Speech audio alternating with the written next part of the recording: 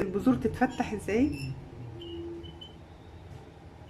تظبط السكر من غير ما تغير في مستويات الانسولين. مفيدة جدا، هنجربها لمدة اسبوع وهتشوفوا النتيجة. السلام عليكم ورحمة الله وبركاته، اهلا وسهلا بكم. النهاردة معانا بذور حلوة جدا بتقلل نسبة السكر في الدم من غير ما تقرب لنسبة الانسولين خالص. يعني نسبة الانسولين مستوياته بتفضل زي ما هي رغم انها بتقلل نسبة السكر في الدم. بذور الرجلة ديت او نبات الرجلة عامة بيستخدم بجميع اشكاله لمرضى السكر، سواء طبيخ سواء بذور ايا كان. بتنظم نسبة السكر والكوليسترول في الدم، كمان بتخفض نسبة الدهون الثلاثية في الجسم، بتحتوي على مضادات اكسدة، بتساعد مريض السكر على تقليل مستوى الجلوكوز في الدم، بتحتوي كمان على فيتامينات A B C وعلى الحديد وعلى مغنيسيوم بوتاسيوم نحاس كالسيوم. عايزه اوريها لكم عن قرب. شايفين البذور صغيره قد ايه؟ يعني هتلاقوها ان شاء الله بتبقى موجوده عند العطارين او في اي سوبر ماركت. في الجزء اللي هو خاص بالبهارات والاعشاب هتلاقوها.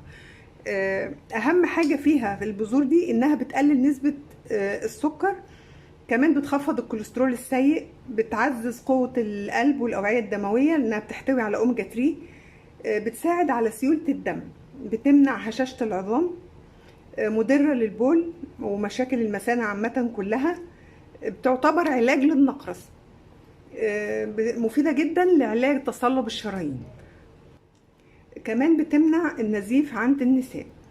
هنقول بقى نستخدمها ازاي. هنا هناخد منها معلقه واحده بس، ما تكونش كبيره قوي، وهحط عليها ميه مغليه،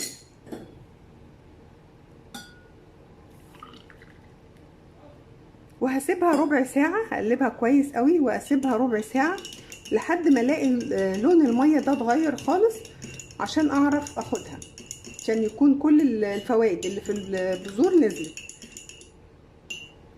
كده. هبدأ اغطيها واسيبها ربع ساعة علشان اضمن ان كل اللي في البذور نزل. طيب دي هناخدها لمدة اسبوع، هتتاخد قبل الغداء وقبل العشاء، معلقة على كوباية مية. اللي مش حابب ياخدها شرب كده ممكن ياخد معلقة على علبة زبادي، كمان ممكن تتحط على السلطة معلقة واحدة بس. بتتاكل مطبوخة، الرجلة اللي هي الخضراء بتطبخ زي السبانخ بالظبط. كمان انها بتتجفف، الرجله الخضراء دي بنجيبها وبنجففها وبنطحنها وبنحطها بودر كده على الاكلات.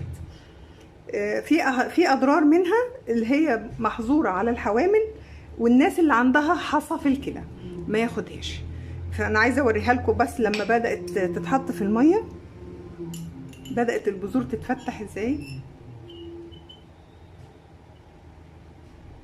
شايفين دي لسه ما كملتش كام دقيقة بس، فعلشان كده انا هسيبها ربع ساعة كاملة، بعد كده هتتشرب. ان شاء الله الوصفة تكون عجبتكم وسهلة وسريعة. شكرا والسلام عليكم ورحمة الله وبركاته.